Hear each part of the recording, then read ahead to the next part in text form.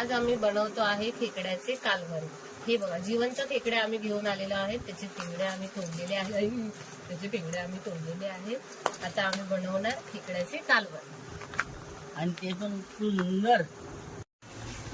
आज आम्ही खेकडे आणलेले आणि बोंबील आणले होते। खेकडे जिवंत खेकडे होते आणि ते कापून वगैरे स्वच्छ कापले, धुतले त्याला। आता आपण त्याचा रस्सा बनवूया। आणि हे बोंबील आणले होते, बोंबील कापले, धुतले त्याला मस्त, आणि ते मीठ मसाला वगैरे सगळं लावून फ्राय करूया। खेकड्याच्या मसाल्यासाठी लागणारं साहित्य घेतलेलं आहे। 1 टोमॅटो, 2 खोबरं, 2 कांदे, 1 लसूणचा कांदा, आला आणि मिरच्या आणि कोथिंबीर। हे सगळं आपण वाटून घेऊया आणि खेकड्याची तयारी करूया। आणि हे चिंच घेतलेली आहे। हे बघा, तेल गरम झालेलं आहे। आता आपण त्याच्यामध्ये वाटलेला हा वाटण्याचा मसाला आहे, हा सर्व वाटून घेतला होता आणि हा आपण त्यात टाकूया।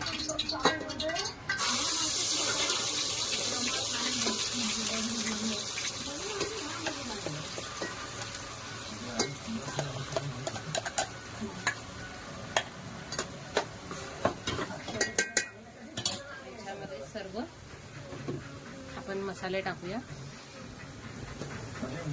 हे खेकड्याचं आपण वाटण बनवलेलं आहे। हा घरगुती मसाला टाकला, ही हळद, हा कलर साठी मसाला, थोडा कलर येण्यासाठी टाकूया, आणि हा घरगुती मसाला। हे चांगले भाजून घ्यायचे, तेल सुटेपर्यंत मस्त भाजायचे, मस्त भाजून घ्यायचे व्यवस्थित। हे बघा, खेकडे स्वच्छ धुवून ठेवले होते ते आता आपण मसाला इथे मस्त फ्राय झालेला आहे। आता आपण त्याच्यामध्ये हे मसाल्याचं पाणी होतं ते टाकूया।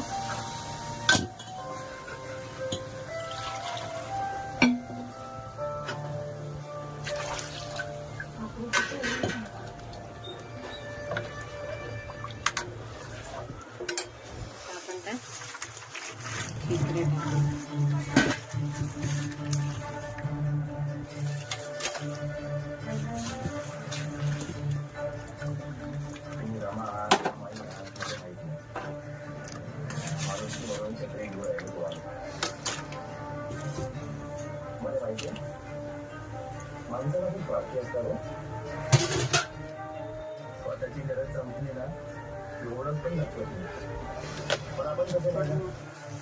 आपण मीठ काहीच टाकलं नव्हतं, थोडं मीठ टाकलं आहे, 1 चमचा।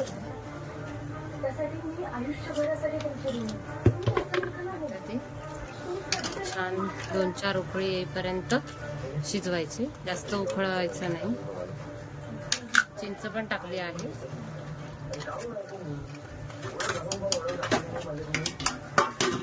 त्यावर